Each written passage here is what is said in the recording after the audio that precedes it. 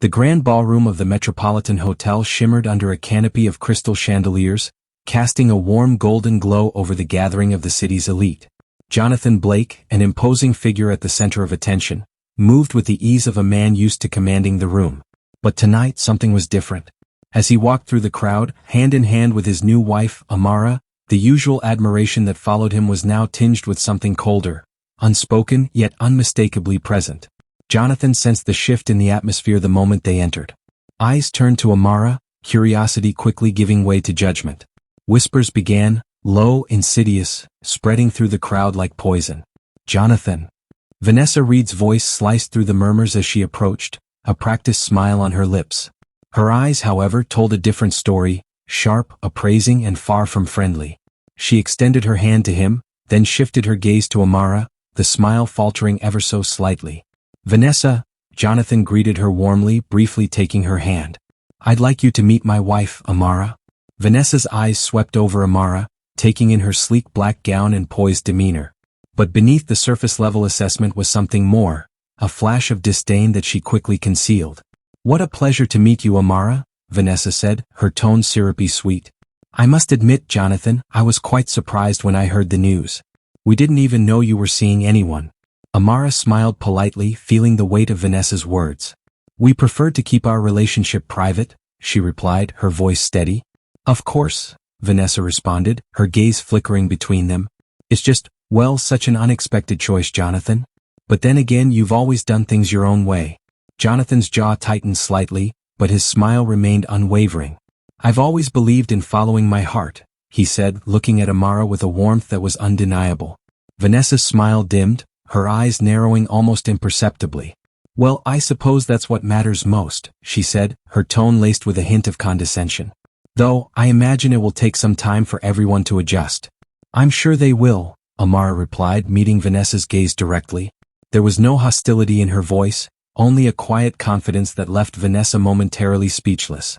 Another couple approached, and Vanessa seized the opportunity to escape the conversation. Enjoy the evening, she said, her smile tight as she turned away, already whispering to the newcomers as soon as she was out of earshot. As Vanessa's voice faded into the background, Jonathan squeezed Amara's hand. Are you all right? He asked, his voice low, concern threading through his words. Amara nodded, her expression calm. I expected this, she said simply. We knew it wouldn't be easy. Jonathan sighed, scanning the room where more eyes subtly watched them, some less subtle than others. Then they'll just have to get used to it, he said firmly. I'm not hiding who I am or who I love. Amara smiled at him, grateful for his unwavering support. Neither am I. They moved through the room together, enduring more introductions, and each time the reactions were the same. A polite greeting to Amara, followed by a glance at Jonathan as if questioning his judgment. The unspoken tension settled over them like a shroud, but they refused to let it weigh them down. As they reached the far end of the ballroom, Jonathan was acutely aware of the growing distance between them and the rest of the crowd. He could feel the gap widening as though they were being subtly, yet unmistakably, pushed to the outskirts. Jonathan, came another voice, this one warmer and friendlier. Marcus Lee, Jonathan's best friend and lawyer, stepped forward with a genuine smile. He shook Jonathan's hand firmly, then turned to Amara with a respectful nod. Amara, it's good to see you again. You too, Marcus, Amara replied, feeling a wave of relief at the sight of her friendly face. Marcus glanced around the room, his expression darkening slightly. Quite the reception, isn't it? He said, keeping his voice low. Jonathan frowned. It's worse than I expected, he admitted, but I'm not going to let them dictate our lives. Marcus nodded approvingly. That's the right attitude. They'll come around eventually, they'll have to. I hope so, Amara said softly, but I'm not naive. I know what's driving this. It's not just that we're different, it's that I'm not who they wanted me to be. Jonathan's expression hardened. They'll have to deal with it. I won't let them tear us apart. Marcus patted Jonathan on the shoulder. Just be careful. Vanessa's been stirring the pot ever since she found out. She won't let this go easily. I'll handle Vanessa, Jonathan replied, his voice steady, and anyone else who tries to come between us. They stood there for a moment, united against the invisible undercurrents of hostility swirling around them, determined to face whatever came their way together. The night stretched on, but the tone had already been set. They were outsiders now, and it was clear the city's elite wouldn't accept them without a fight. Yet as Jonathan and Amara left the gala, their heads remained held high. Amara knew one thing for certain. Their love was strong enough to weather the storm, and no matter what happened, they would face it together. The warm glow of Jonathan and Amara's dining room stood in stark contrast to the cold reception they had received earlier at the party. The table was set for 6, meticulously arranged with fine china and crystal. The aroma of a carefully prepared meal filled the air, but despite the elegant surroundings, the atmosphere was thick with unspoken thoughts as their closest friends gathered for an intimate dinner. Marcus Lee, Jonathan's best friend and lawyer, sat at the head of the table opposite Jonathan. Next to him was his soft-spoken wife, Claire. Across from them sat Michael and Linda, another couple who had been Jonathan's friends for years. They had all been there for him throughout his rise in the business world, but tonight, an undeniable tension hung in the air that no one could ignore. As the conversation began, it became clear that everyone was tiptoeing around the elephant in the room. Small talk filled the space, discussions about work, travel plans, and the latest news. But beneath the surface, there was a collective unease, as though they were all waiting for someone else to break the silence. Finally, it was Marcus who broke the silence. "So, how was the party?" he asked, directing the question at Jonathan but casting a concerned glance at Amara. Jonathan took a sip of his wine, his voice steady as he answered, "It was about what I expected. Plenty of polite smiles, and even more whispers behind our backs." Claire leaned forward slightly, her brow furrowed. "I'm sorry, Amara," she said softly. "It must have been hard." Amara smiled, though the expression didn't reach her eyes. "It wasn't unexpected," she replied. "I knew there would be resistance." Michael, who had been silent until now, finally spoke up. "Resistance? That's putting it mildly. Vanessa Reed has been going on non-stop about how disappointed she is with you, Jonathan. She's rallying the whole social circle against the two of you." Jonathan's expression darkened. "Vanessa can say whatever she wants. I'm not interested in her approval." "But it's not just her," Linda interjected, her tone cautious. "You know how people follow her lead. If she keeps this up, it's going to make things difficult for you both, professionally and personally." Amara glanced at Jonathan, reading the tension in his face. "We knew this wouldn't be easy," she said, speaking to the table. "But we're prepared to face whatever comes our way. We didn't get married to make anyone else happy." A pause settled over the room as her words sank in. Marcus leaned back in his chair, his expression serious. "You're right, of course," he said. "But you need to understand this isn't just gossip. I've heard murmurs from some board members. People are starting to question your decisions, Jonathan. They're looking for reasons to undermine you." Jonathan's jaw clenched. "Let them try," he said firmly. "I built this company from nothing. I'm not going to let a bunch of bigots dictate how I live my life." "It's more than that," Marcus pressed, his tone cautious but insistent. "This isn't just about race. It's about power. Vanessa and her circle, they see your marriage as a threat to the status quo, and they'll do whatever it takes to protect their interests." Amara nodded, understanding the weight of his words. "We're challenging their worldview just by existing," she said calmly. "But that doesn't mean we're going to back down." Michael shifted uncomfortably in his seat. "I don't want to be negative, but you have to be careful. People like Vanessa, they're not used to being challenged. And when they are, they can get vicious." Jonathan turned to Amara, his expression softening. "I know," he said, "but we're in this together. And as long as we stand by each other, we can handle whatever they throw at us." Claire, who had been quietly listening, finally spoke. "I think what you're doing is brave," she said, her voice gentle. "But don't forget to take care of yourselves too. This kind of stress can affect even the strongest relationships." Amara reached across the table, taking Jonathan's hand. "We're strong enough," she said, her voice firm. "And we won't let anyone come between us." The conversation shifted after that, moving away from the tension of the gala and onto lighter topics. But the weight of the previous discussion lingered in the air. Everyone knew the road ahead would be difficult, filled with challenges they couldn't yet predict. Yet as the night wore on and the candles burned low, there was a sense of determination around the table. Jonathan and Amara knew they had allies in this fight, friends who would stand by them even when things got tough. And while the battle was only just beginning, they were ready to face it together, with love and determination as their shield against prejudice and the power games that awaited. Meanwhile, across town, the hum of conversation and the clinking of glasses filled the air at Vanessa Reed's mansion, where the latest social gathering was in full swing. The sprawling estate, with its immaculate gardens and ornate fountains, was the epitome of wealth and status in the city. The guest list was exclusive, and invitations were highly coveted. But this time, One couple was conspicuously absent, Jonathan and Amara. As Jonathan sat in his office, the absence of the invitation weighed heavily on his mind. It wasn't a simple oversight. Vanessa had made her intentions painfully clear by excluding them. Beneath the surface, anger simmered, but more than that, he felt a deep sense of frustration. This was more than just a social slight. It was a deliberate attempt to isolate them. Amara entered the room, her presence as calming as ever. She walked over to Jonathan, gently placing a hand on his shoulder. "I'm guessing the invitation didn't arrive," she said softly, already knowing the answer. Jonathan shook his head. "No, we didn't get one." Vanessa's made her move. Amara took a seat across from him, her expression thoughtful. "We knew this would happen eventually," she murmured. "She wants to send a message, that we're not welcome in her world." Jonathan's gaze met hers, a mix of admiration and frustration in his eyes. "But it's our world too," he said, his voice steady but filled with conviction. "I've worked hard to get where I am, and I'm not going to let Vanessa, or anyone else, push us out." Amara gave him a gentle smile. "I know," she said, "but we have to be smart about this. Confronting her directly will only give her more power. She thrives on conflict." Jonathan leaned back in his chair, exhaling slowly. "You're right. But it's hard to sit back and do nothing." "We're not doing nothing," Amara reminded him. "We're picking our battles. Right now, the best thing we can do is rise above the pettiness." Just then Jonathan's phone buzzed with a message. He glanced at it, his brow furrowing.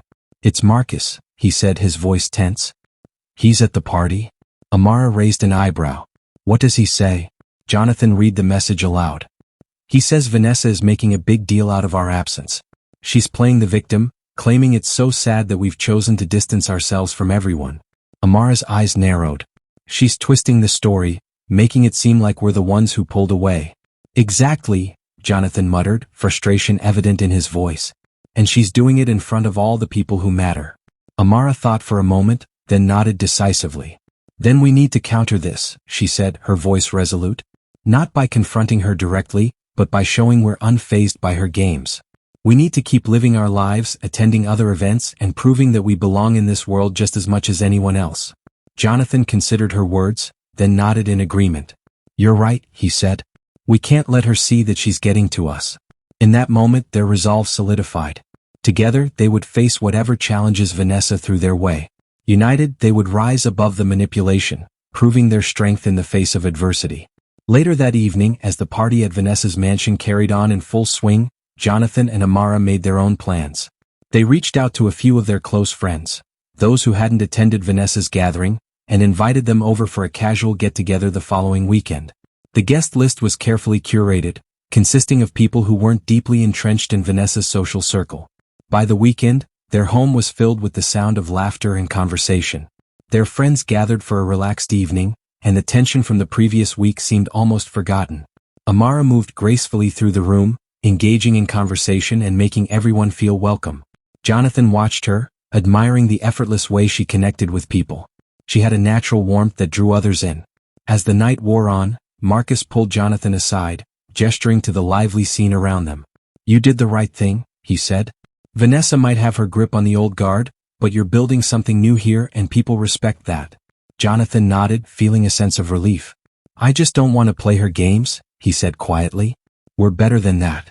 And you're showing everyone that," Marcus replied. "Vanessa's exclusion tactics only work if you let them.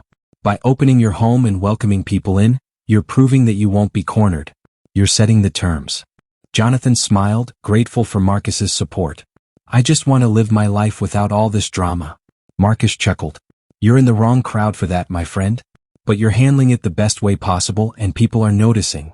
As Jonathan looked around the room, filled with warmth and laughter, he felt a sense of pride. They were creating their own space, their own community, one built on kindness and inclusion. No matter what Vanessa tried, they wouldn't be dragged into her games. They were defining their own path together. Amara joined them, slipping her arm around Jonathan's waist. "What are you two plotting?" she asked playfully. "Just strategizing," Marcus replied with a grin. "Jonathan's winning over the masses, one party at a time." Amara chuckled softly and leaned closer to Jonathan. "We're just being ourselves," she said. "And if that's enough to make people see us for who we really are, then it's worth it." As the evening wound down and their friends began to depart, Jonathan and Amara remained in the quiet of their home. The warmth of the night still lingered in the air. They had faced their first real test of their new life together, and they had done so with grace and strength. Jonathan gazed at Amara, his heart swelling with love and admiration. "We're going to be okay," he said firmly. Amara smiled back at him, her eyes reflecting the same confidence. "We are," she agreed. "No matter what they throw at us, we'll get through it together." Wrapped in each other's arms, they knew they had made the right choice.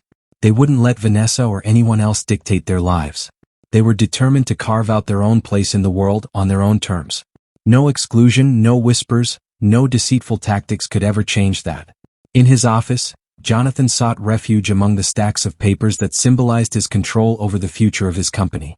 Yet, despite this sanctuary, an unsettling discomfort gnawed at him ever since he arrived that morning. The whispers and rumors had begun seeping into his professional life, spreading through the office like a creeping frost. His assistant, Rachel, knocked on the door and entered with a hesitant smile. "Good morning, Mr. Blake," she said, placing a folder on his desk. "These are the reports you requested." "Thank you, Rachel," Jonathan replied, trying to focus on the task at hand. Rachel lingered for a moment, shifting her weight from one foot to the other, as if contemplating whether to say more. Finally, she cleared her throat. "Sir, I don't want to overstate things, but there's something you should know," Rachel said. Jonathan looked up, sensing the tension in her voice. "What is it?" Rachel hesitated again, then leaned in slightly, lowering her voice. "There's been some talk. Rumors about your recent decisions, and about you and Mrs. Blake. It's affecting how some people view you here." Jonathan's stomach tightened. He knew the office was ripe with gossip, but hearing it confirmed made the situation feel more immediate, more invasive. As Rachel continued to speak, Jonathan's mind raced with thoughts of how to address this new threat while maintaining the integrity of his leadership. Rumors had been circulating in the office. People were saying that the board was beginning to question Jonathan's leadership because of his marriage to Amara. The expression on Jonathan's face hardened as he struggled to keep his anger in check. "What exactly are they saying?" he demanded. Rachel glanced around the room, ensuring no one else could overhear. "It's not concrete, just whispers. Some board members are concerned that your personal life is affecting your decision-making. They're claiming that your relationship is a distraction, causing friction with clients and partners." Jonathan's jaw tightened, his hands gripping the edge of his desk. "And who's spreading these rumors?" Rachel shifted uncomfortably, clearly regretting bringing it up. "I'm not sure, sir, but it's starting to gain traction. I thought you should know." "Thank you, Rachel," Jonathan said, his voice steely. "You did the right thing by telling me." Rachel nodded, sensing the conversation was over, and quietly left the room. Jonathan slumped into his chair, running a hand through his hair as he tried to process the information.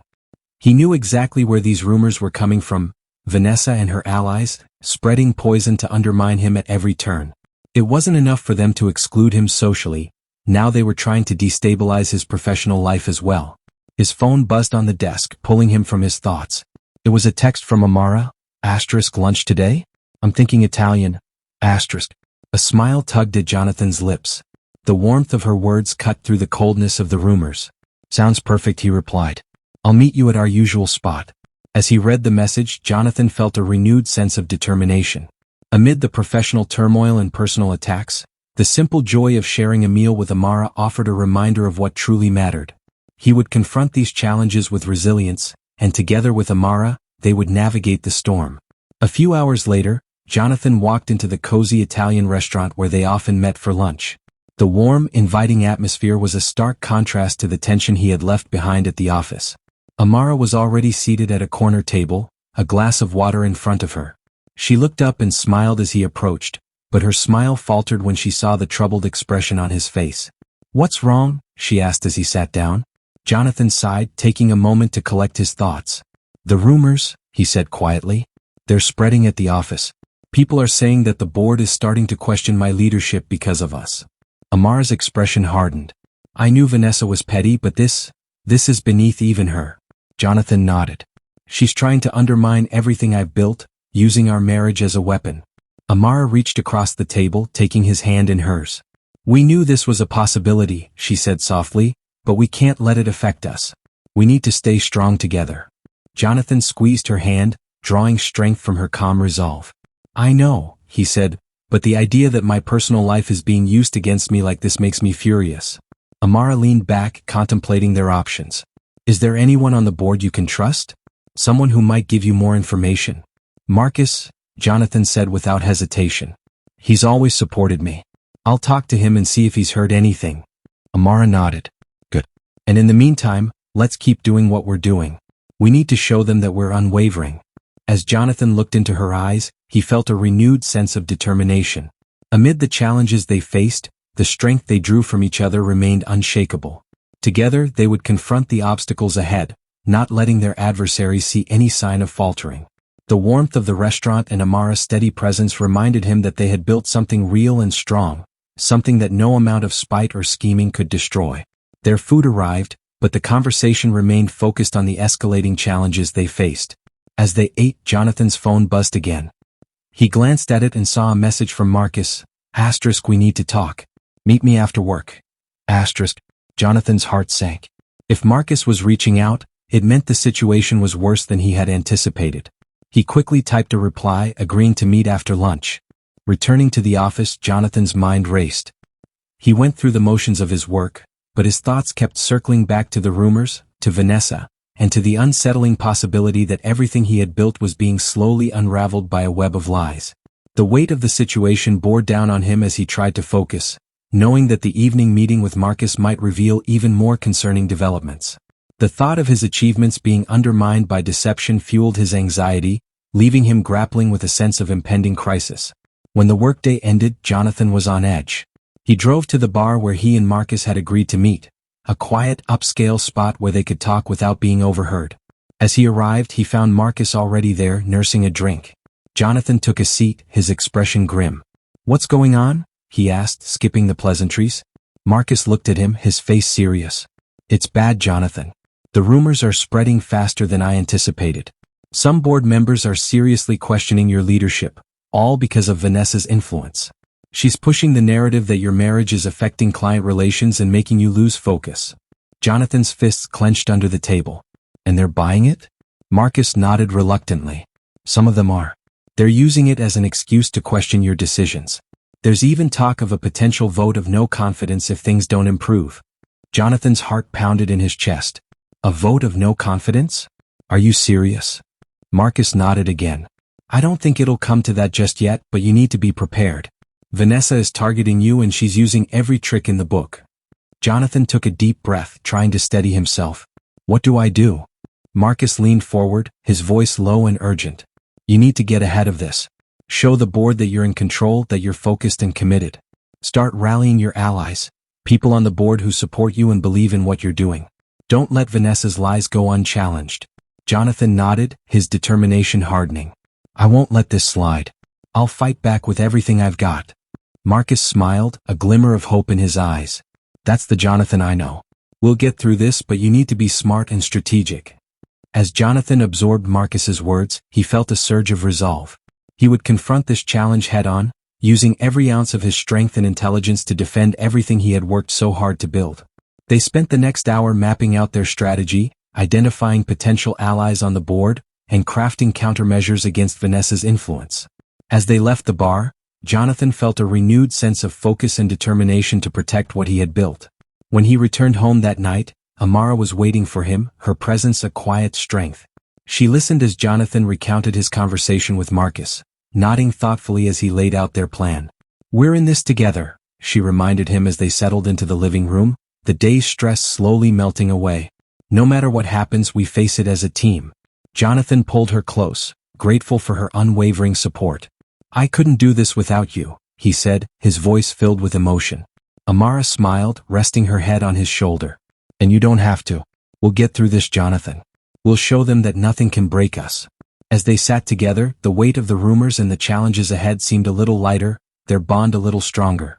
Though they knew the battle was far from over, they were ready to face whatever came next, united. The following week was a whirlwind of meetings, strategy sessions, and carefully orchestrated moves. Jonathan worked tirelessly to consolidate support among board members, reaching out to those he believed still stood by him. He knew the rumors were festering, eroding the foundation he had built, but he refused to let Vanessa's manipulation succeed. Amara watched Jonathan with a blend of admiration and concern. She knew how much the company meant to him, how hard he had worked to reach this point. But she also saw the toll it was taking. The sleepless nights, the tension in his shoulders, the way his smile never quite reached his eyes anymore. One evening, after yet another grueling day, Jonathan came home to find Amara waiting for him in the kitchen, a glass of wine in hand. She had set the table for a quiet dinner, the soft glow of candlelight casting a warm radiance across the room. "Hi," she greeted him with a gentle smile, though her eyes betrayed a hint of worry. "I thought we could have a relaxing evening." Jonathan returned the smile, tired but grateful, and kissed her on the cheek. "I think you're right. It's been a tough week." They sat down for dinner, and for a while their conversation was light, discussing her day, sharing their favorite things. But as the meal progressed, Amara could see the strain in his eyes, the weight he was carrying. She reached across the table and took his hand. "You're doing everything you can," she said softly. "But you can't bear all of this alone." Jonathan sighed, gripping her hand. "I know, but it feels like no matter what I do, Vanessa is always one step ahead. She's turning people against me faster than I can win them back. She's exploiting everyone's fears." Amara nodded, her expression resolute. "That's her game: fear, division, manipulation. You've always been different. You've led with integrity, with respect for others. That's why people have followed you this far. And that's what will help you overcome this." Jonathan looked at her, her words soothing the raw edges of his frustration. "I just hate that she's making this about us, about our marriage." Amara's expression softened with empathy. "I know. But that's why we need to stay strong together. We're facing this as a team, and nothing will change that." They continued their meal in silence, each lost in their thoughts. As they finished eating, Jonathan's phone buzzed. He glanced at it and frowned. "It's an email from Marcus," he said, opening the message. His eyes narrowed as he read. "What is it?" Amara asked, her concern growing. Jonathan looked up, his expression a mix of surprise and determination. "Marcus found something. There's a connection between Vanessa and one of the board members, Carter Walsh. Apparently, they've been in contact for months, even before the rumors started. He's been feeding her information, helping her undermine me." Amara's eyes widened. "Carter Walsh? He's been with the company for years." "Exactly," Jonathan said, his voice hardening. "Now it makes sense why the rumors spread so quickly. He's been working from the inside, sowing doubt and turning people against me." Amara leaned back, thinking. "If you can prove that Carter is conspiring with Vanessa, you could discredit both of them. But you'll need solid evidence." Jonathan nodded. "Marcus is working on it. He's already found some emails suggesting coordination, but we need more." Amara's mind raced, her thoughts aligning. What if we catch them in the act? Set a trap that forces them to reveal their connection. Jonathan looked at her, a spark of hope in his eyes. "That could work, but we'd have to be very careful. If they suspect anything, they might cover their tracks." Amara nodded thoughtfully. "We'll need to plan this meticulously. But if we can expose them, it could change everything." Jonathan squeezed her hand, feeling a renewed sense of determination. "Let's do it. We'll bring them down together." The next few days blurred into a whirlwind of clandestine preparations.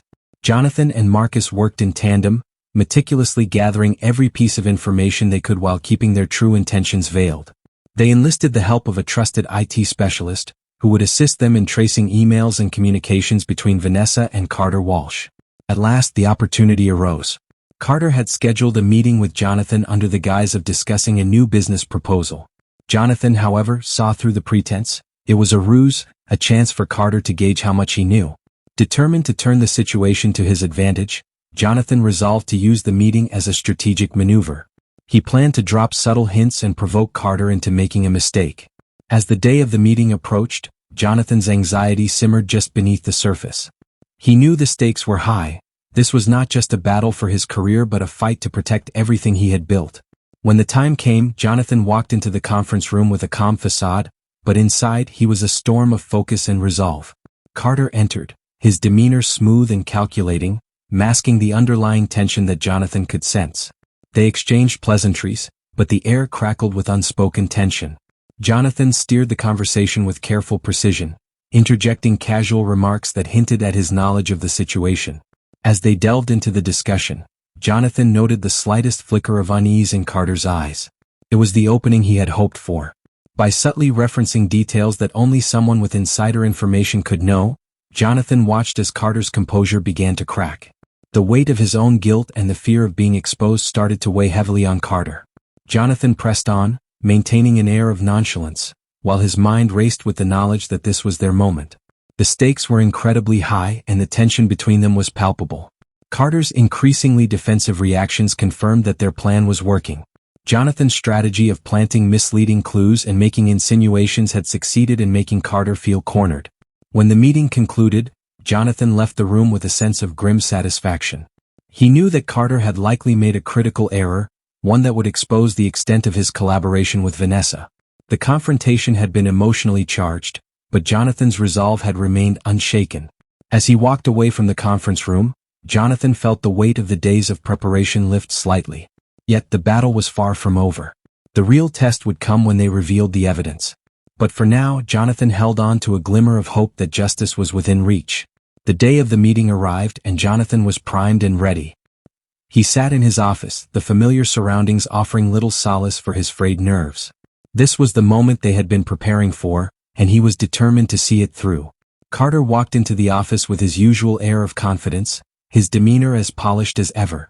They exchanged pleasantries, and Jonathan kept the conversation light at first, discussing the business proposal as if everything was routine. However, as the meeting progressed, Jonathan began to steer the discussion toward the rumors and the board's concerns. "I've been hearing some troubling things lately," Jonathan said casually, his eyes fixed intently on Carter's reaction. "Rumors about my leadership, my ability to steer the company." Carter nodded, maintaining a carefully neutral expression. "Yes, there's been some talk. But you know how these things go, people get anxious when there's uncertainty." Jonathan leaned back in his chair, feigning agreement. "True, but what's odd is how quickly these concerns have spread. It's almost as if someone is fueling the flames." Carter's eyes flickered for a brief moment, just enough for Jonathan to notice. The slightest crack in Carter's composure was all the confirmation he needed. Jonathan pressed on, maintaining a casual tone but with an edge of suspicion. "You wouldn't happen to know anything about that, would you, Carter?" Carter's smile tightened, his veneer of control slipping. "Of course not. I've been focusing on the success of the company just as you have." Jonathan nodded, appearing satisfied with the response, but internally he knew he was closing in on the truth. The tension between them had escalated, and Jonathan sensed that Carter was struggling to keep his facade intact. He decided to push a bit further, the stakes too high to let this opportunity slip away.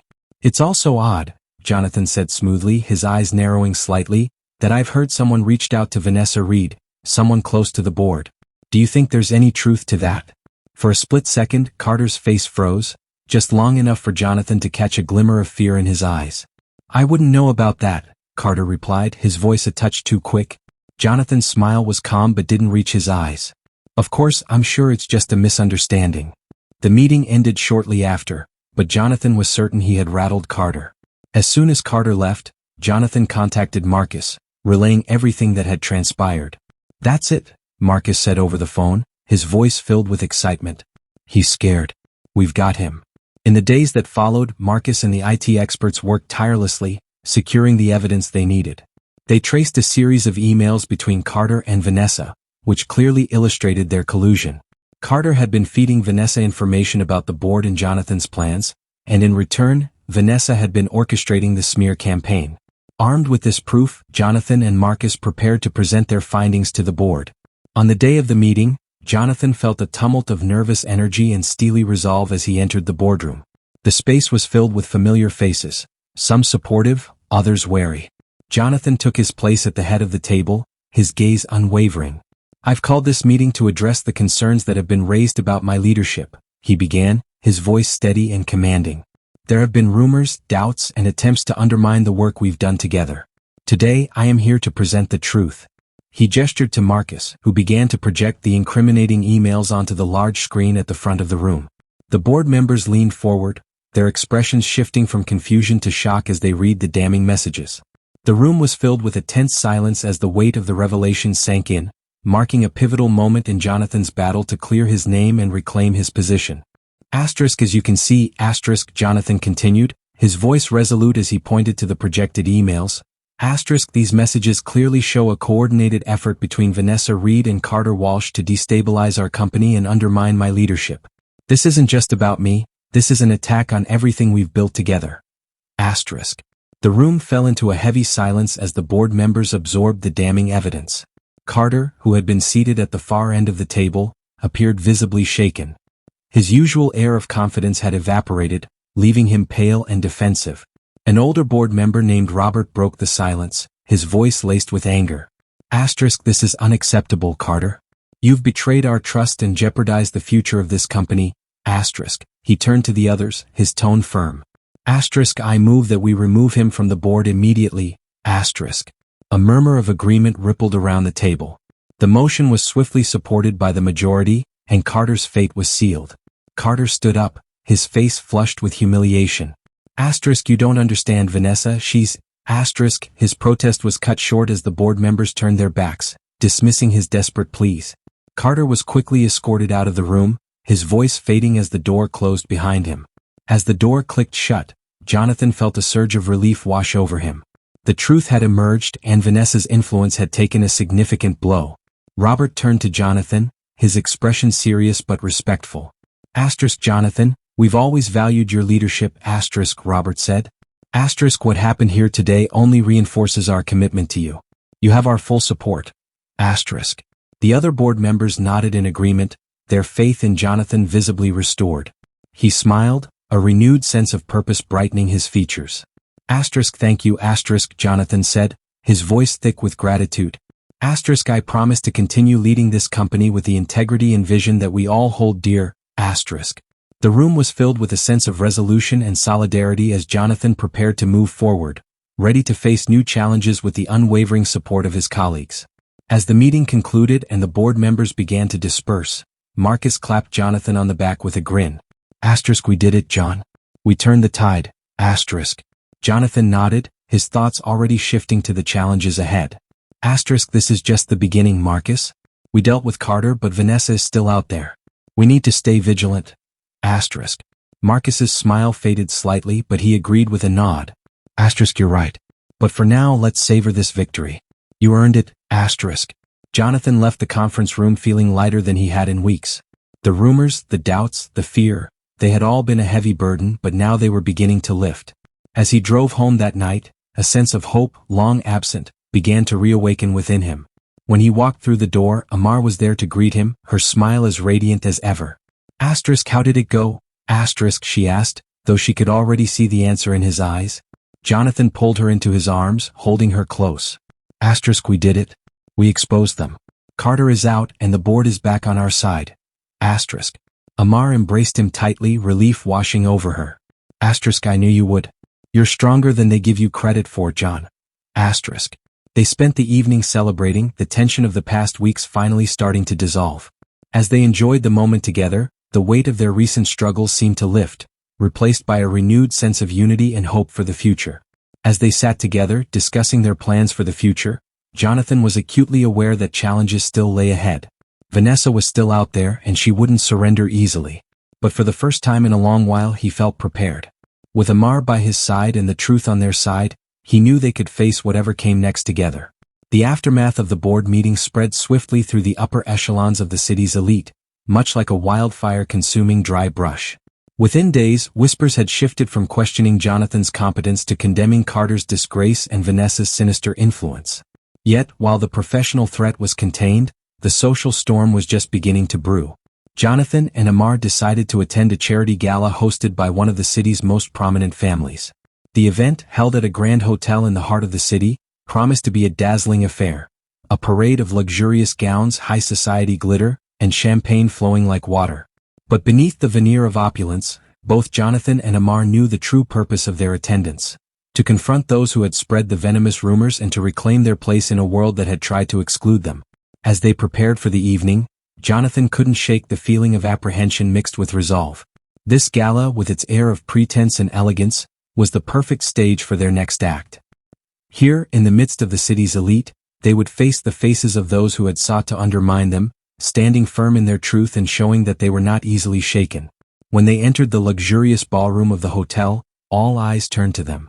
The murmur of conversation momentarily faded, replaced by a silent intensity of curiosity and judgment. Amar, adorned in a stunning emerald gown that highlighted her natural grace, held her head high, her arms securely linked with Jonathan's. She could feel the weight of their gazes, the scrutiny, but she refused to be intimidated. "Here we go," Jonathan murmured quietly, his voice firm but tinged with tension. Amar squeezed his arm reassuringly. "Let them talk. We have nothing to be ashamed of." They made their way through the crowd, exchanging polite greetings with those who dared to approach. Some were genuinely friendly, offering warm smiles and congratulations on their recent success in handling the boardroom drama. Others, however, were more reserved, their eyes revealing a mix of envy and disdain. At the other end of the room, near a grand staircase adorned with cascading flowers, Vanessa stood with a group of women. Impeccably dressed, her icy demeanor remained unshaken by the recent scandal that had embroiled her. When she saw Jonathan and Amar approaching, her expression remained unchanged, though her eyes narrowed slightly, a subtle challenge. "Jonathan," Vanessa greeted with a thin smile as they reached her. Amar was at her side, her own smile unwavering despite the palpable tension. "It's wonderful to see you both here," Vanessa said smoothly. Jonathan returned her smile, though it didn't reach his eyes. "We wouldn't miss it for the world." Amar could feel the simmering tension beneath the surface, but she kept her smile intact, her tone light as she spoke. "It's a lovely event. You've certainly outdone yourself, Vanessa." Vanessa tilted her head slightly, accepting the compliment as if it were her due. "Thank you, Amar. I always strive to keep things interesting." One of the women standing next to Vanessa, a blonde in her early 30s named Claire, stepped forward with a forced smile. "So, Amar, how are you finding life in the city? I imagine it must be quite different from what you're used to." Amar recognized the veiled insult immediately, the insinuation that she was an outsider, someone who didn't belong to their world. She met Claire's gaze, refusing to take the bait. "It has its challenges," she said calmly, "but I've always believed that adaptability is key. I'm learning to navigate the nuances." Claire's smile wavered slightly and Vanessa's eyes flickered with something like approval. But before anyone could respond, another voice cut through the tension. "Jonathan, Amar, I'm so glad you could make it." Marcus appeared at their side, his calm charm a welcome relief from the undercurrent of hostility. He greeted them with genuine warmth, then turned to Vanessa with a penetrating look. "Quite the event you've orchestrated here, Vanessa. Almost as if nothing ever happened." Vanessa's smile grew even thinner, her eyes flashing with irritation at Marcus's subtle provocation. "Well, we can't live in the past, can we? Life moves on." "Yes, it does," Marcus agreed smoothly, his tone as gentle as ever, "but some things are hard to forget." Jonathan suppressed a smile at Marcus's deft handling of Vanessa, grateful for his friend's support. The air around them seemed to lighten, if only slightly, as Marcus continued to engage Vanessa with a polite yet firm demeanor, giving Jonathan and Amar a moment of respite from the underlying tensions. The tension between Jonathan and Vanessa was palpable, but Marcus's presence had shifted the balance in their favor. As the conversation continued, Amar felt a growing sense of solidarity. Marcus wasn't the only ally in the room. A few others began to approach them, offering subtle support. Friendly greetings, light banter, a shared laugh. These small gestures made it clear that not everyone had bought into Vanessa's narrative. Some saw through her facade and recognized the strength Jonathan and Amar had shown in weathering the storm. However, not everyone was so welcoming. As the evening wore on, Amar overheard snippets of critical conversations and veiled questions about her suitability. Comments about how things were better before she came along felt like small cuts. Constant reminders that despite their recent victory, many still saw her as an outsider, an intruder in their meticulously crafted world. At one point, Amar excused herself and headed to the restroom, needing a moment to gather her thoughts. Standing in front of the mirror, she adjusted her makeup, trying to steady her emotions. But as she did, she couldn't help but overhear the voices of two women who had just entered. "Can you believe she showed up here after everything that's happened?" one said, her tone dripping with disdain. "She doesn't belong here." "Yeah," the other woman responded, "it's bad enough she married him, but now she's flaunting it like she's one of us." Each comment was a jab, a sharp reminder of the ongoing challenge she faced. Amar took a deep breath, her reflection in the mirror a stark reminder of the battles she still had to fight. But beneath the hurt, there was a steely resolve. She knew she had Jonathan by her side and together they could face whatever came next. Amar's hand paused, her gaze locked onto her reflection. The calm exterior she presented masked the storm brewing inside her. She had dealt with whispers, judgments, and subtle, and not so subtle reminders of her difference throughout her life. But hearing it now, in this setting, after everything she and Jonathan had been through, it cut deeper than she cared to admit. Taking a deep breath, Amar forced herself to focus. She wasn't going to let their words define her or dictate how she felt about herself. She was there because she belonged by Jonathan's side, not because of their approval. As she left the restroom, she nearly collided with Vanessa, who had been waiting just outside. Vanessa's expression was inscrutable, but there was a glint in her eyes that suggested she had overheard the conversation as well. "They're not wrong, you know," Vanessa said softly, her voice barely above a whisper so only Amar could hear. "You don't belong here." Amar met her gaze squarely, her voice resolute as she replied, "Belonging isn't something you can decide, Vanessa. I'm here because I choose to be, and Jonathan chooses me every day. That's all that matters." Vanessa's eyes narrowed slightly, but before she could respond, Amar walked past her, head held high. She joined Jonathan, who was engaged in conversation with a small group of colleagues. His face lit up as she approached. "Everything okay?" he asked, his voice tinged with concern. Amar smiled, sliding her hand into his. "Everything's fine. Let's enjoy the rest of the night." They spent the next hour mingling, moving through the room with a confidence that defied the whispers and judgmental glances. Gradually, Amar noticed a shift. People began to approach them with genuine interest, curious about their story and thoughts on various topics. The initial chill that had surrounded them was slowly melting, replaced by a reluctant respect for the couple who had faced adversity and emerged stronger. As the evening drew to a close, Vanessa approached them once more, her expression as composed as ever.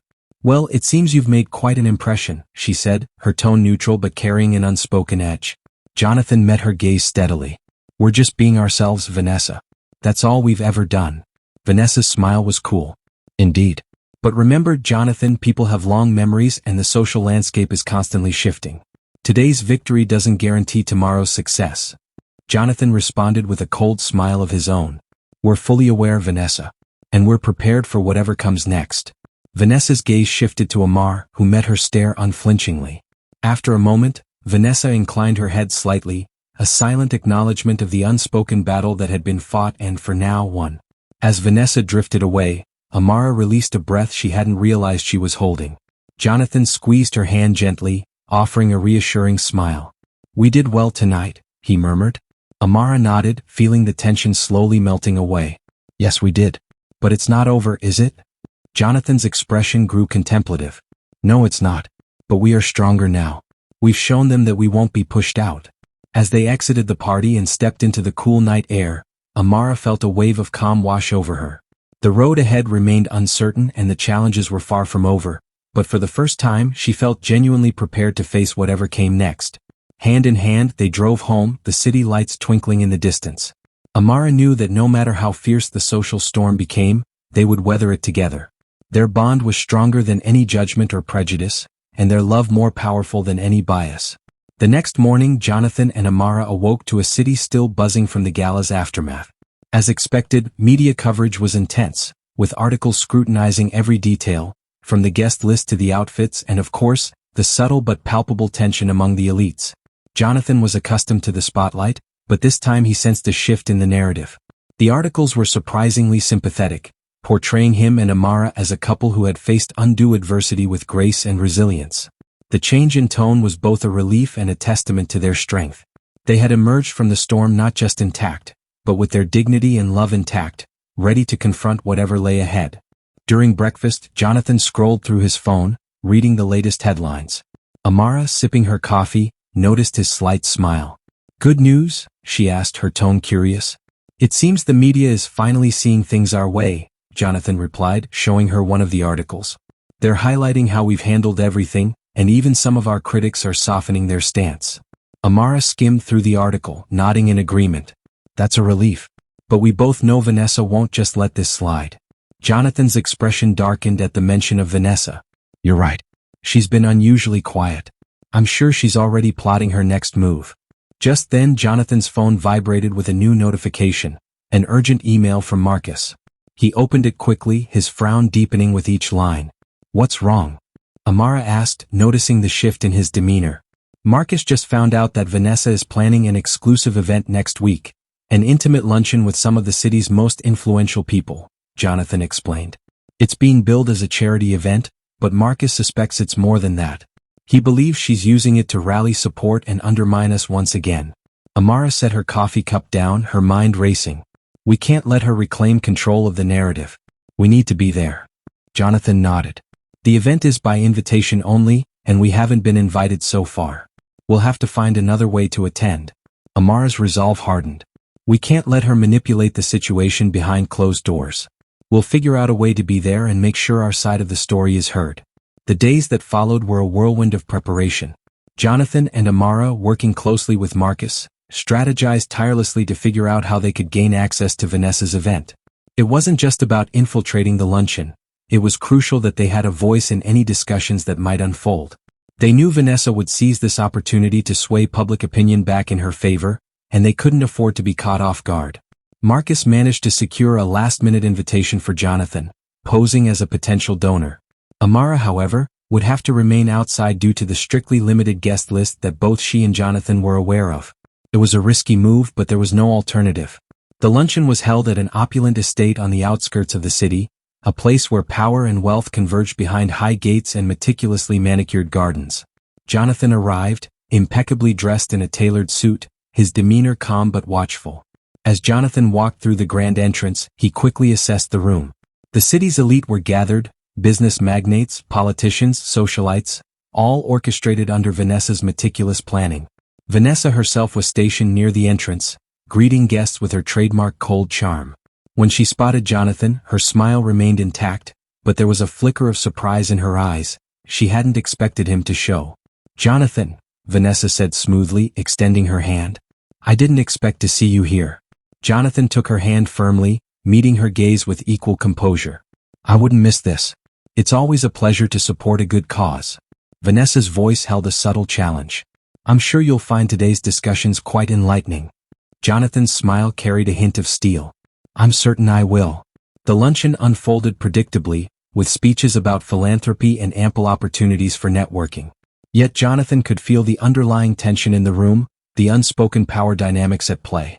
Vanessa moved through the crowd with practiced ease, her conversations laced with calculated charm. He could tell she was subtly gauging her supporters, reassuring them while planting seeds of doubt about him and Amara. At one point, Vanessa took the podium to deliver a speech. She spoke eloquently about the importance of unity and community, her words seemingly benign but carrying a deeper message. She subtly hinted at the challenges faced by her social circle, emphasizing the need to protect their values and traditions. To Jonathan, it was clear she was alluding to him and Amara, portraying them as outsiders threatening the established order. As Vanessa spoke, Jonathan observed the room's reaction. Some guests nodded in agreement, their faces serious, while others seemed less convinced, casting curious or doubtful glances his way. The room was clearly divided, and Vanessa was working hard to tilt the balance in her favor. When Vanessa finished her speech, polite applause followed. As the guests began mingling again, Jonathan knew he had to act swiftly. He approached a small group that had appeared more receptive to Vanessa's message, engaging them in conversation. "I couldn't help but notice the passion in Vanessa's speech," Jonathan began, his tone measured. "But I think it's crucial to remember that true strength lies in embracing diversity and welcoming change rather than fearing it. Our city has always thrived on innovation and progress, and that's something worth preserving." One of the men, a prominent real estate developer named Richard, raised an eyebrow. "And how do you propose we achieve that? Change can be destabilizing. We've built something strong here. Why risk it?" Jonathan met Richard's gaze steadily. "Change is inevitable. The question isn't whether we should adapt but how we can do so in a way that benefits everyone. My wife and I believe in building bridges, not walls. We've faced challenges, yes, but they've only strengthened our resolve to make a positive contribution to this community." Another guest, a well-known philanthropist named Lydia, nodded thoughtfully. "I've seen the work you and Amara have done, Jonathan. It's commendable. But there are those who feel threatened by such rapid change, especially when it comes to certain social dynamics." Jonathan's eyes softened, acknowledging the concern. "I understand the fear of change, Lydia. But it's essential to recognize that progress often comes with discomfort. Our goal is to create a more inclusive community where everyone has a voice and a place. It's not about disregarding the past but about shaping a future where we all thrive together." As Jonathan spoke, he could sense the room's atmosphere shifting slightly. There was a tentative openness in some of the faces around him, a glimmer of willingness to consider a different perspective. The battle for hearts and minds was far from over, but Jonathan felt a spark of hope. If he could just keep the dialogue going, he might yet sway some of the undecided toward a more inclusive vision for the future. Jonathan recognized what Lydia was referring to, the subtle prejudice that fueled much of the resistance they faced. He chose his words carefully.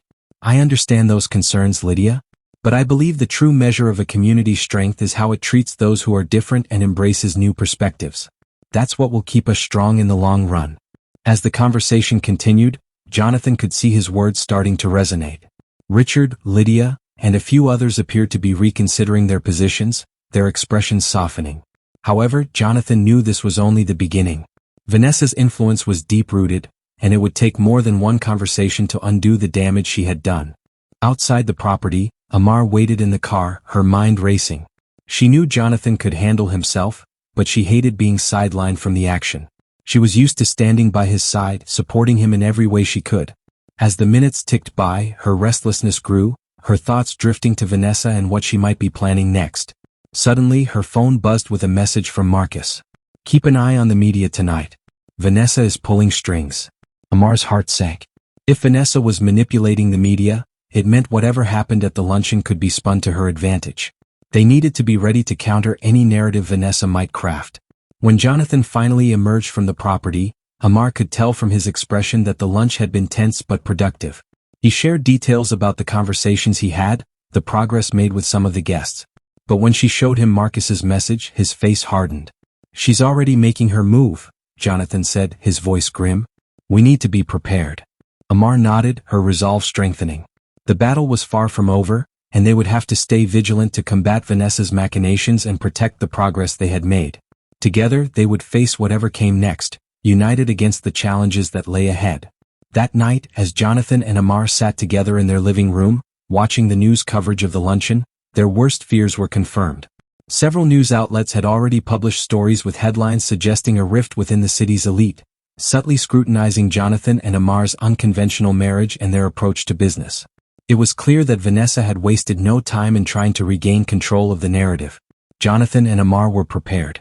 They immediately reached out to Marcus, who had already begun countermeasures, issuing their own statements to the press, reaching out to media allies and gearing up for a potential offensive if needed. They understood that this was not just about the luncheon or its immediate aftermath, but about the long game, the battle for public opinion and their place in the city's future.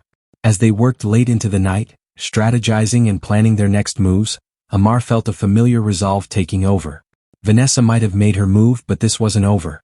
They would continue to fight not just for their future but for the values they stood for: acceptance, progress, and unity.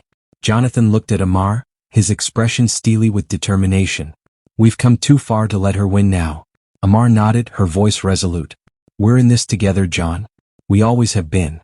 As the city lights flickered outside their window, Jonathan and Amar knew the path ahead would be challenging. But their determination was unwavering. Vanessa might be a formidable opponent, but together they were unstoppable. The next morning, following Vanessa's media maneuvers, Jonathan and Amar were on high alert. The morning news cycles were saturated with coverage of the luncheon, each segment subtly tainted by Vanessa's influence. Words like controversy, unrest, and division echoed across channels, casting doubt on Jonathan's leadership. Amar joined Jonathan near the window of their penthouse, offering him a fresh cup of coffee. Jonathan was scrolling through article after article on his phone, his brow furrowed in frustration.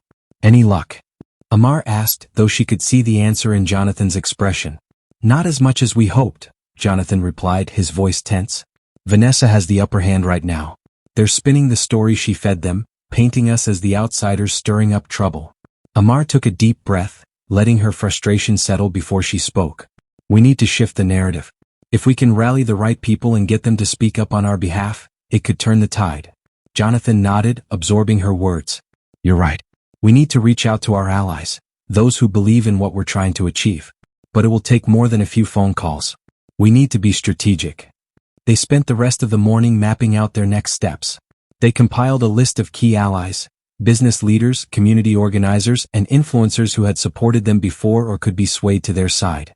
Each name on the list represented a potential voice in the media, someone who could help shift the narrative from Vanessa's divisive rhetoric to a message of unity and progress. By noon, Jonathan and Amar had begun their outreach efforts. Jonathan contacted business partners and industry colleagues, while Amar focused on community leaders and influencers who could speak to a broader audience. Each call was tailored to the person they were speaking with, but the underlying message was the same. They needed to unite against those trying to drag the city back into outdated, prejudiced ways of thinking. Jonathan's first call was to an old friend and mentor, Robert Klein, a respected figure in the finance world known for his reasoned judgment. Robert had watched Jonathan's rise with a mix of pride and concern, aware of the challenges faced by a young, innovative CEO. "Robert, I need your help," Jonathan said after exchanging pleasantries. "You've seen what's happening. Vanessa is trying to turn the city against us, and she's using the media to do it." There was a pause on the other end of the line before Robert spoke. "I've seen the coverage, Jonathan. It's a tough situation, but you've dealt with worse. What do you need from me?" "I need you to speak out publicly," Jonathan replied earnestly. "You have a voice that people respect and a reputation that is untarnished. If you can show your support, it could make a real difference." Robert sighed, the weight of the request evident in his voice. "You're asking me to pick a side, Jonathan? This could alienate some of my own allies."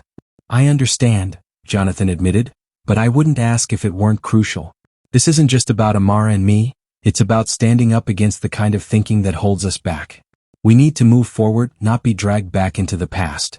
The call ended with Robert's promise to consider Jonathan's request carefully. Jonathan knew that securing Robert's support would be a significant step, but he also understood that it was just one piece of a much larger puzzle.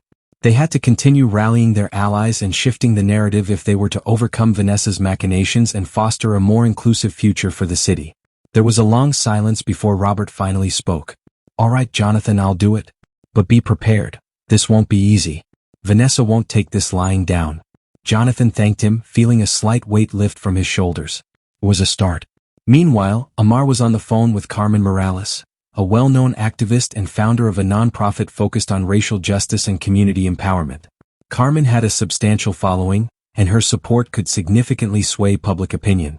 "Carmen, I know you've seen the news," Amar said, cutting straight to the point. "We need voices like yours to show that there's another side to this story." "I've seen it," Carmen replied, her voice sharp with indignation. "It's appalling. Vanessa and her crowd are using their influence to push an agenda as old as it is ugly. But Amar, you need to know this won't be easy. They'll come after anyone who stands with you." With each call, they gathered more support. Influential voices began to speak out, writing op-eds, posting on social media, and giving interviews that countered Vanessa's narrative. The tide was slowly starting to turn, but they knew that merely playing defense wouldn't be enough. They needed to go on the offensive. Later that afternoon, Jonathan and Amar met with Marcus in his office to strategize the next phase of their plan. Marcus, ever the meticulous strategist, had been working tirelessly behind the scenes, gathering intel on Vanessa's forthcoming moves and crafting a media strategy designed to outmaneuver her. "We need to shift our focus to the bigger picture," Marcus declared, spreading a collection of documents across the conference table. "Vanessa is trying to make this a personal battle against you both, but the real issue is the future of this city. We need to position you as leaders who are forward-thinking, embracing change and diversity as our greatest strengths." Jonathan nodded, his gaze fixed on the documents. "And how do we achieve this without it appearing as though we're merely reacting to her attacks?" "By going beyond," Marcus replied, his eyes gleaming with resolve. "We'll organize a public event, something that brings together various communities and voices. It will be a celebration of the city's diversity and progress, sending a powerful message that we will not be held back by outdated ways of thinking." Amar's face lit up as she grasped Marcus's vision. A unity event. Something that shows we're not just surviving, we're thriving and doing so together. Marcus nodded, his approval evident. "Exactly. We'll invite the media, community leaders, and ensure it gets widespread coverage. This isn't just about countering Vanessa. It's about showcasing our true values and demonstrating what we stand for." As the plan took shape, Jonathan and Amar felt a renewed sense of purpose. Marcus's strategy wasn't just a reaction but a bold assertion of their vision for the city's future. They were preparing to lead with not just words but with a powerful display of unity and progress. The stakes were high, and the road ahead was fraught with challenges, but Jonathan and Amar knew they were fighting for something far greater than themselves. As they left Marcus's office, their hearts were heavy with determination and hope, ready to take on the battle that lay ahead with unwavering resolve. The plan took shape swiftly, culminating in the decision to host the event in one of the city's most iconic public spaces, a park that had long served as a gathering spot for people from all walks of life. The theme was Unity in Diversity, a celebration of the multicultural fabric of the city and the strength that arose from embracing different perspectives. In the following week, Jonathan and Amar worked tirelessly to organize the event. Invitations were sent out, logistics were meticulously arranged, and word spread like wildfire through social media and local news outlets. The response was overwhelmingly positive, with many eager to attend and support a vision for the city that was inclusive and forward-thinking. On the day of the event, the park was transformed into a vibrant celebration. Banners and colorful decorations adorned the area, and a stage was set up for speeches and performances.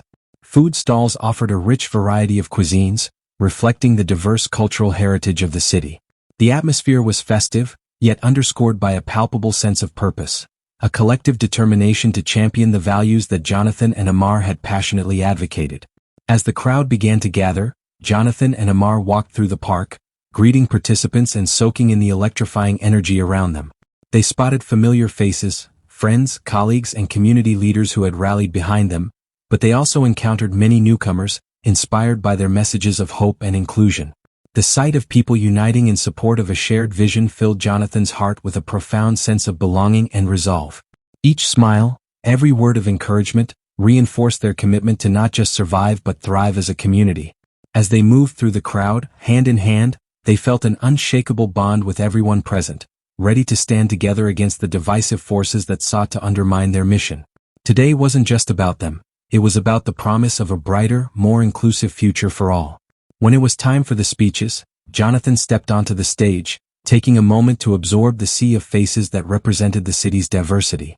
A wave of pride washed over him. This was why they were fighting. "Thank you all for being here today," Jonathan began, his voice strong and resonant. "We're here to celebrate exactly what makes our city great, our diversity, our willingness to embrace change, and our commitment to building a future where everyone has a place.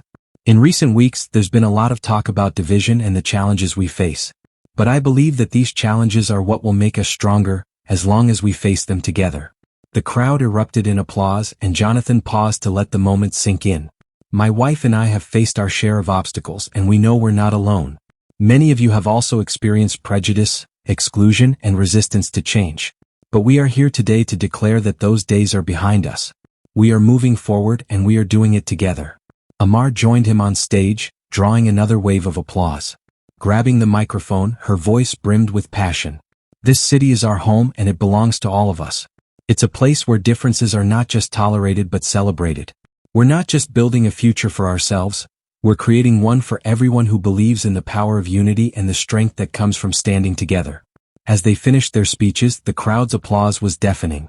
The event continued with performances by local artists, speeches from community leaders, and a palpable sense of hope and determination filling the air. The atmosphere was electric, a testament to their collective resolve and vision for a more inclusive future. In that moment, Jonathan and Amar knew they were part of something much larger than themselves, an undeniable force for change together with their community. By the end of the day, it was clear that the event had been a resounding success. The media coverage was overwhelmingly positive, spotlighting the message of unity and progress that Jonathan and Amar had championed. They hadn't just weathered Vanessa's storm, they had transformed it into an opportunity to solidify their position and rally the city around them. As they walked hand in hand through the park one last time, they felt a renewed sense of purpose. They knew the fight wasn't over, but they also understood they weren't alone. They had the support of a city ready to move forward together.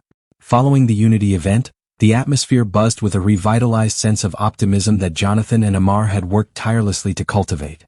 Headlines praised the couple's inclusive message and the city's embrace of diversity. For a fleeting moment, it seemed they had turned the tide, pushing back against the forces of division. The atmosphere in the room grew tense as they discussed their options.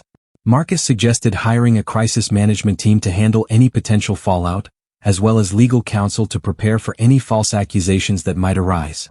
They also decided to reach out to their most trusted allies, alerting them to the imminent attack and asking for their continued support. Amar felt a knot tighten in her stomach. "We can't let her control the narrative.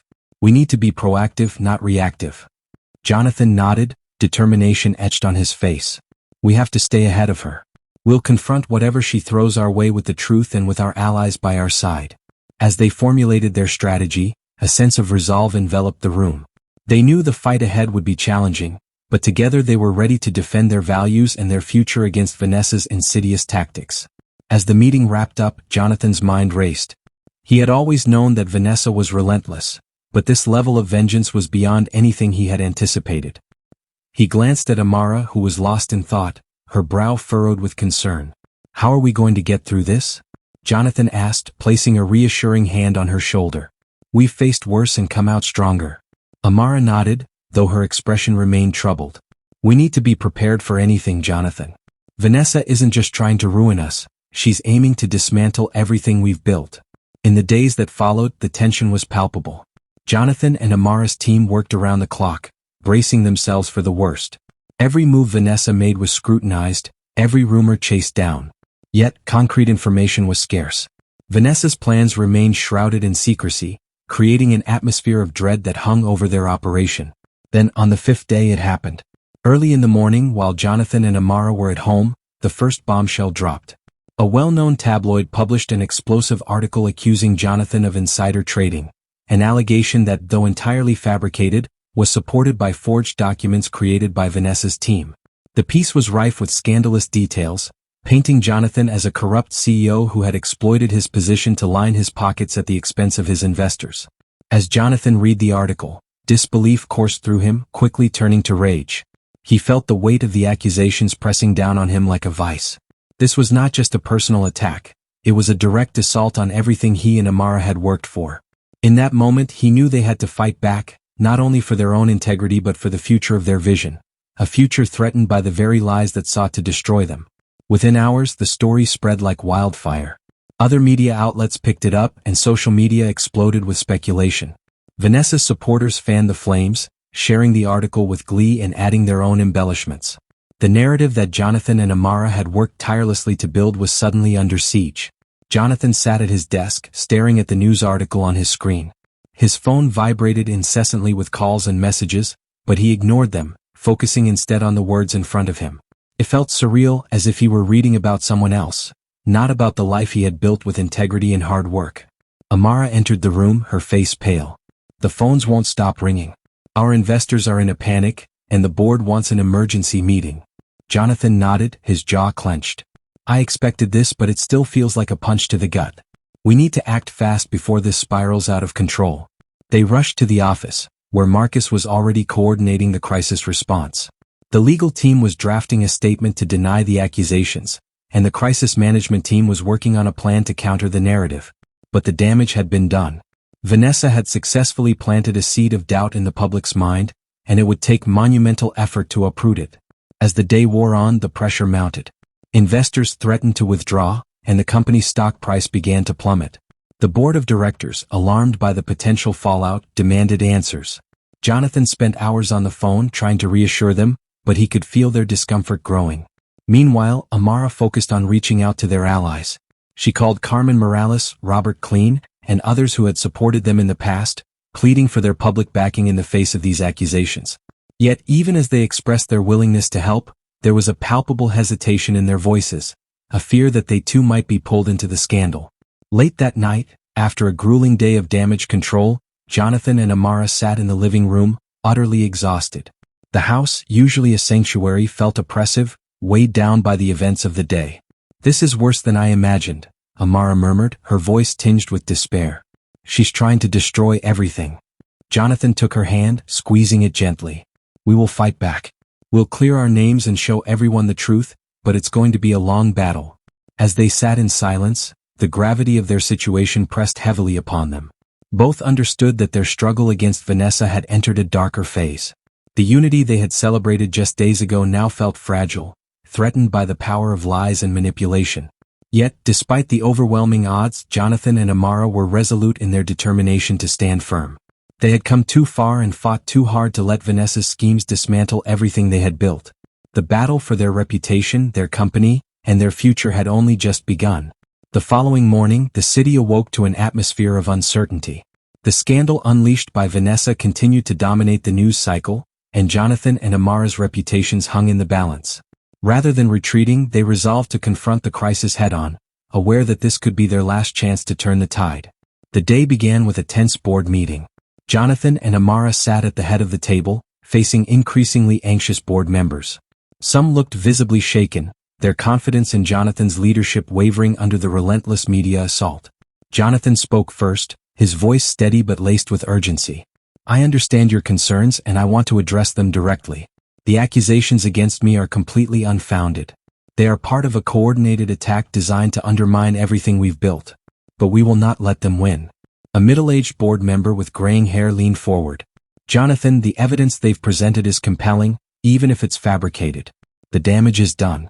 Our investors are panicking and stock prices are plummeting. How do you plan to handle this? We're already working on it, Jonathan replied, glancing at Marcus, who nodded in agreement. Our legal team is compiling evidence to refute these allegations, and we're preparing a public statement to clarify the situation. More importantly, we will show the world what this is truly about, a desperate attempt by someone threatened by the progress we've made. Amara's voice resonated with calm determination as she addressed the board. This isn't just about Jonathan or our company, it's about creating an inclusive future. Vanessa's fear of change can't dictate our path. We must stand firm and show that we will not yield.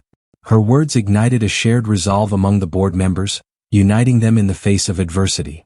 After a moment of silence, a long-serving member voiced her support, recounting the company's resilience through past challenges. One by one, others followed suit, revealing a willingness to back Jonathan and Amara despite lingering doubts. Once back in their office, Marcus shared their strategy for the press conference that afternoon. We'll confront the allegations head-on and present compelling evidence to clear your names. Jonathan felt a surge of determination. We're not just defending ourselves, we're taking the fight to Vanessa. The hours leading to the press conference were a blur of preparations. The legal team finalized their evidence, while the communications team crafted a potent message. As Jonathan and Amara rehearsed, tension filled the air, punctuated by the anticipation of the impending confrontation. At the venue, the atmosphere crackled with energy as reporters buzzed around them. Supporters and detractors gathered outside, embodying the divided opinions surrounding them. Together, Jonathan and Amara took the stage, facing the scrutiny of the public eye. Jonathan spoke first, addressing the room with unwavering clarity. The accusations against me are false, part of a calculated attack to undermine not just me but the values we stand for. His voice was steady as he promised to reveal the truth and uphold the integrity of their mission. Amara followed, her quiet strength shining through. This fight is about the kind of city we want, a place where diversity and progress prevail. We will not be dragged back into a past defined by fear. As they concluded, Marcus presented evidence that dismantled Vanessa's claims, shifting the narrative in their favor. Questions from reporters were met with poise, each response reinforcing their commitment to transparency. A challenging question about rebuilding trust prompted Jonathan to assert, "Trust is earned through action. We'll emerge stronger not just for ourselves but for the principles we uphold." As the press conference wrapped up, it was evident that Jonathan and Amara had regained control of their story. Exhausted yet relieved, they reflected on the day as a turning point in their struggle. "Vanessa underestimated us," Jonathan said, feeling lighter. Their victory was just beginning, but public opinion was already shifting in their favor. Marcus entered with news coverage highlighting their resilience, showing that the community was rallying around them. "We're not out of the woods yet, but momentum is building," he announced. Jonathan cautioned against complacency, aware of Vanessa's tenacity. "We need to keep pushing forward," he insisted, and Amara agreed, determined to demonstrate their true selves. In the days that followed, Jonathan and Amara remained steadfast, turning their challenges into a powerful narrative of resilience. The community began to recognize them as the authentic leaders capable of guiding the city toward a brighter future. As they looked out over the city, Jonathan and Amara understood that while the fight was ongoing, they had a supportive alliance. Together, they would face whatever came next, united against the forces of deceit. If you enjoyed this story, leave a comment below, give it a thumbs up and share it with your friends. See you in the next video.